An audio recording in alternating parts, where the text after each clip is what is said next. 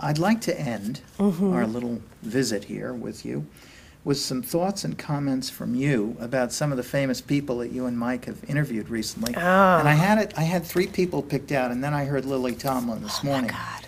What a character she is. And was she talking to you from California? Yes, she was on the phone, and she called late, like an hour late.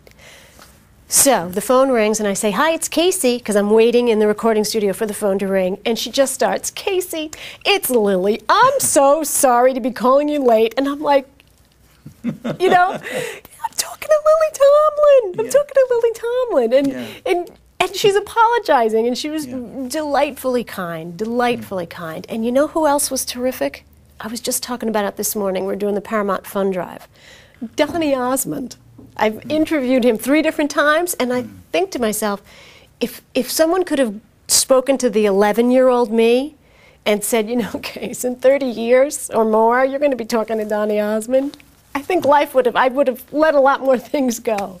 It's been great. But who do you want to ask me about? I want to ask you about Stephen Wright, who spoke about walking his dog on a ledge of a building, and he said, "Some people are afraid of heights, I'm afraid of widths."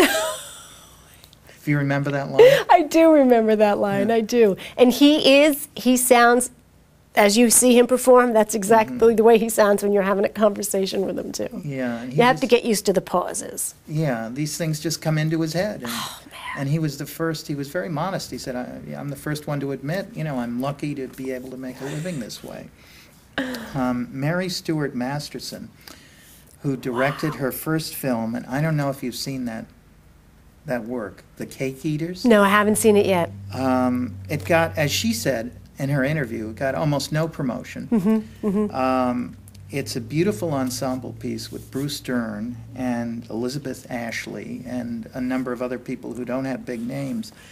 But for this woman to have directed such a jewel, I mean, it was very touching and moving. I won't go into the plot. But she came across as just very sincere, open, and, you know, just a real, I hate to be using a trite word, a team player. I mean, because she said, I'm not directing, I'm just part of this group, and we're telling a story. And I wondered what sense you got from her when you were listening to her. Generous. Completely generous. I remember asking her, because at the time I was doing a lot of local theater, and I remember asking her, you know, what advice she would give. And she just simply said, you just have to find out why your character is on stage. Just think, why did they just walk on stage? I mean, you know, yeah, that sums it up.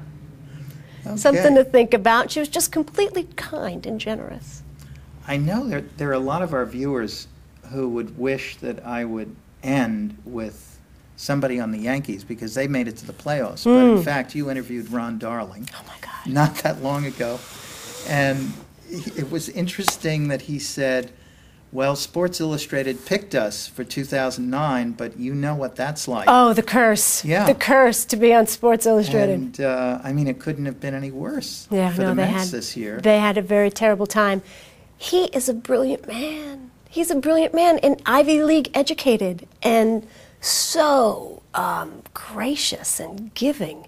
I love watching him do broadcasts because he's so expressive and he's so kind, you know, and that's, I think, a gift, especially to bring to the competitive sports world, to be able to call a game with kindness. Beautiful, beautiful man. Well, we've come to the end Thank you for coming. Of our visit. Thank you for having us. Come back in another 25 years. No.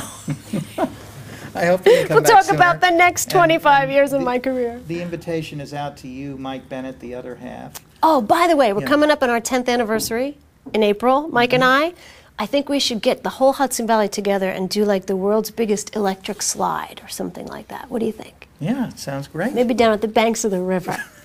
Okay. You bring the DJ, I'll invite the listeners. All right, viewers of localputnam.com, take care and have a wonderful week.